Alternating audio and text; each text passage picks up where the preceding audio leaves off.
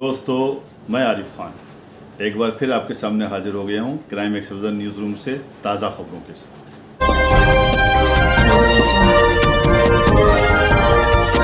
NH-24 जो रामपुर के सेंजनी नानकार से निकलने वाला है, वहां की एक ज़मीन के मुआवजे को लेकर 44 करोड़ का घोटाला होते होते रह गया, यानी बच गया।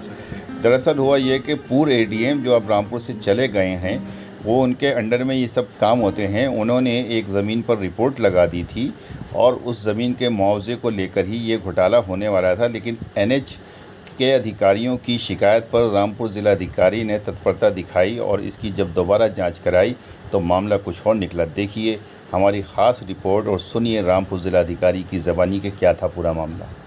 NH-24 है, उसके लिए लैंड एक्विजिशन का कार्य यहाँ पे चल रहा था, जिसके भूमि अध्यप्ति अधिकारी ADM वित्यम राजस्व होते हैं। तो उसमें जो तत्कालीन ADM FR थे, उनके स्तर से सैजनी नानकार गांव में एक 1.1 हेक्टेयर के लगभग ज़मीन थी, जिसमें से बाद में जांच में पाया गया कि लगभग 196 वर्ग मीटर ज़मीन पर ही गैर कृषि कार्य हो रहा था।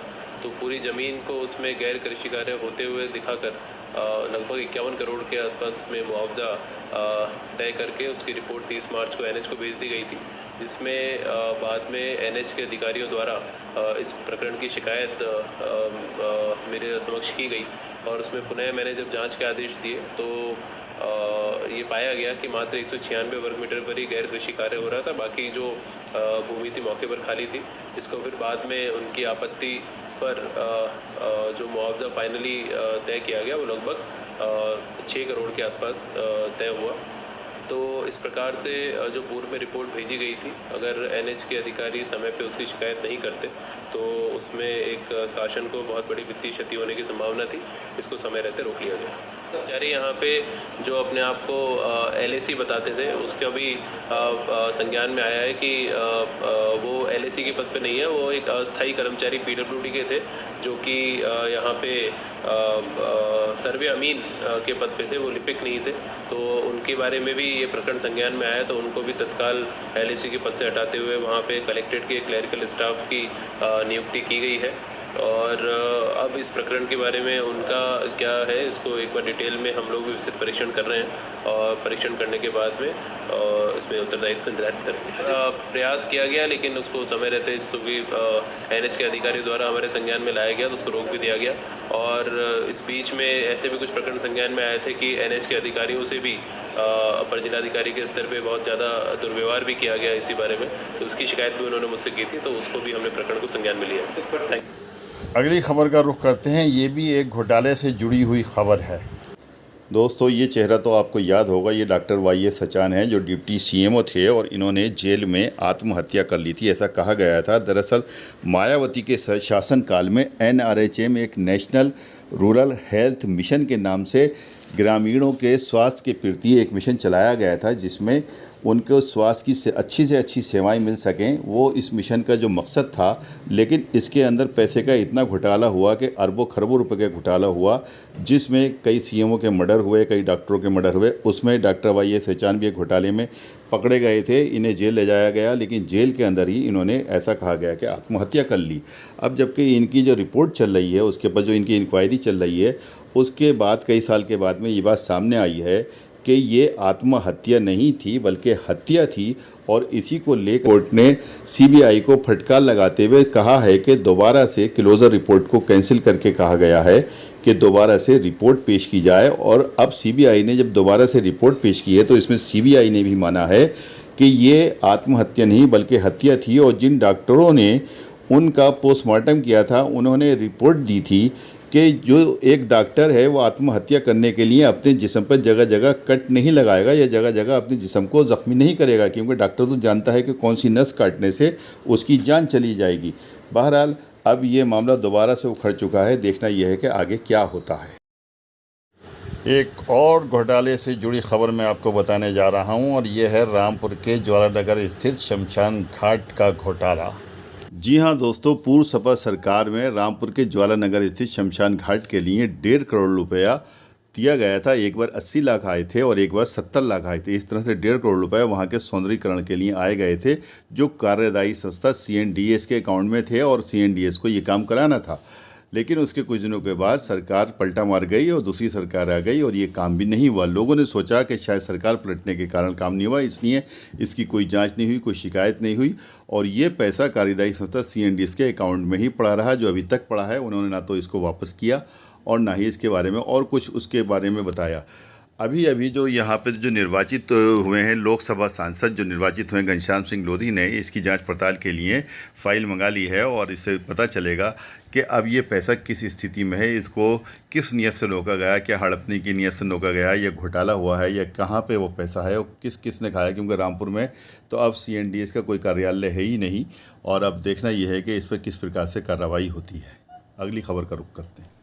ये जो देख रहे हैं ये गौ पशु तस्कर हैं। इन्हें पुलिस ने मुठभेड़ के बाद में गिरफ्तार किया है।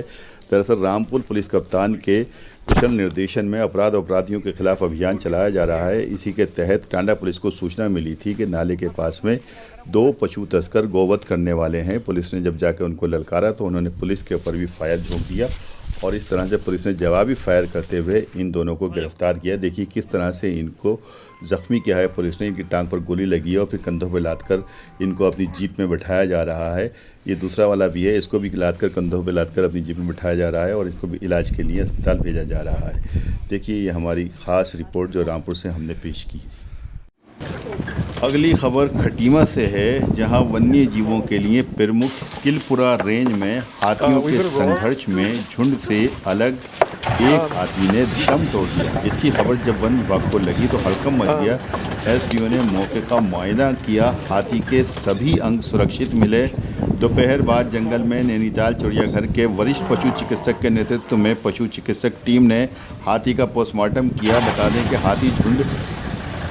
दें कि इस क्षेत्र में हाथी झुंड जो है बनाकर निकलते हैं और जब आसपास में दूसरे झुंड जो मिलते हैं तो लड़ाई होती है इनमें आपस में। कोई झुंड में जो हाथी जो है अकेला रह जाता है और उसके बाद में एक लड़ाई जो है खूनी संघर्ष में बदल जाता है, जिसमें किसी हाथी की मौत भी हो जाती है। इसी तरह यहाँ पर शायद ये हुआ है जो हाथी की मौत हुई है। पहले तो मैं आपको यहाँ पर इन लोगों की लड़ाई दिखा रहा हूँ, उसके बाद में उस हाथी का भी फ़ोटो दिखाऊँगा जो मरा पड़ा हुआ है।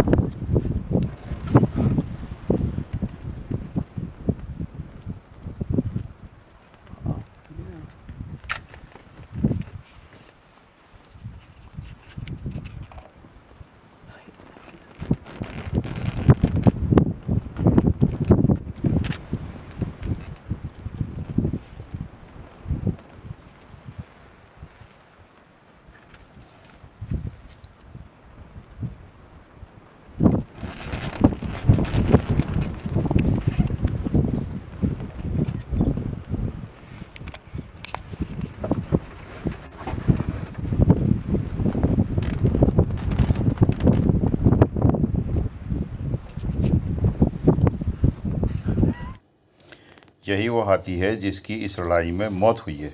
फिलहाल खटीमा का वन्य प्रशासन जो है सतर्क है ताकि आइंदा इसमें की कोई और घटना ना।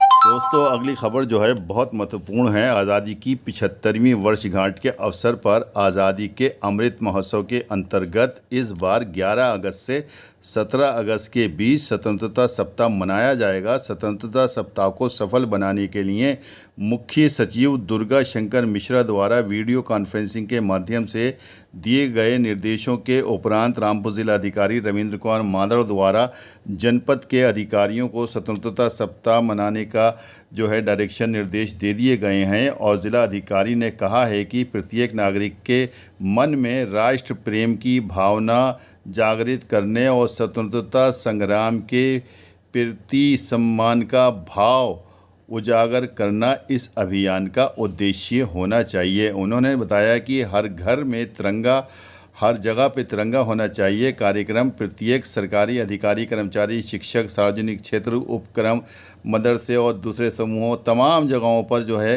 तिरंगा दिखना चाहिए ताकि लोगों को पता चले कि एक मैसेज जाए दुनिया भर में कि हम लोग जो है आज़ादी की 75वीं वर्षगांठ किस आधार पर मना रहे हैं। दोस्तों ये हैं हामिद अंसारी, पूर्व राष्ट्रपति। इनकी देशभक्ति पर कोई सवाल इसलिए नहीं उठा सकता क्योंकि ये ख़ानदानी देशभक्त हैं। इनके ख़ानदान के कई लोग ऐसे गुजरे हैं जिन्होंने देश के लिए अपनी कुर्बानियाँ दी हैं और जानें दी हैं।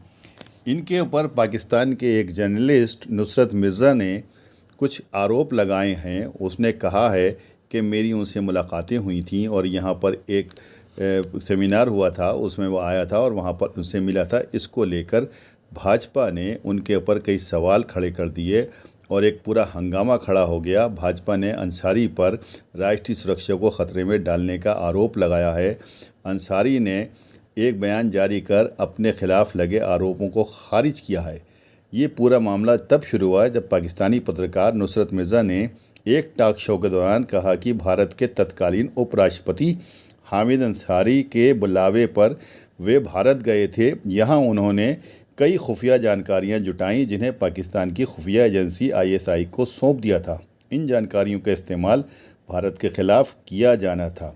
सवाल यह है कि ये जो पाकिस्तान के जो जर्नलिस्ट ने जो आरोप लगाए हैं वो सही हैं या गलत हैं ये तो नहीं मालूम, लेकिन हामिद अंसारी को जिस तरह भाजपा प्रवक्ता गौरव भाटिया ने घेरा है उससे लगता है कि वो किसी आतंकवादी संगठन से उनका ताल्लुक़ था। बहरहाल कुछ भी हो, ये बात तो अलग है, लेकिन हामिद अंसारी एक इज़्ज़तदार फैमिली के व्यक्ति रहे हैं और उनके खुद भी पढ़े लिखे विद्वान व्यक्ति हैं। भाजपा के आरोपों के बाद हामिद अंसारी ने बयान जारी कर मिर्ज़ा के भारत दौरे पर सफाई दी। उन्होंने कहा कि सब जानते हैं कि उपराष्ट्रपति जिन विदेशी गणमान्य लोगों को न्योता भेजता है उसकी लिस्ट सरकार तैयार करती है। उन्होंने खुद कभी पाकिस्तानी पत्रकारों को न्योता नहीं दिया था। ये हमारे देश का ताज है कश्मीर। इसके बारे में कहा गया है कि अगर धरती पर कहीं कोई स्वर्ग है तो वो यहीं है, यहीं है, यहीं है। फ़ारूक अब्दुल्ला ने आतंकवाद के मसले को लेकर एक बयान दिया है। उन्होंने कहा है कि कश्मीर से आतंकवाद तभी ख़त्म होगा जब सरकार कश्मीरियों का दिल जीतेगी और साथ ही पाकिस्तान से इस मसले पर बात करनी होगी।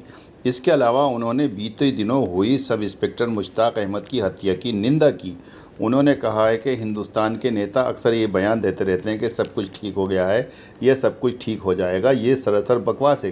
कभी कुछ ठीक होने वाला नहीं है और ना ही कभी ठीक होगा जब तक हुकूमत करने वाले लोगों के दिलों को नहीं जीतेंगे और साथ ही पड़ोसी देश पाकिस्तान से बात नहीं करेंगे। गुजारिश है कि ख़बर को शेयर कीजिए, फॉरवर्ड कीजिए और चैनल को सब्सक्राइब कीजिए ताकि डायरेक्ट नोटिफिकेशंस आप तक आते रहें और सबसे पहले जो खबर मैं ब्रेक करता हूँ वो आप तक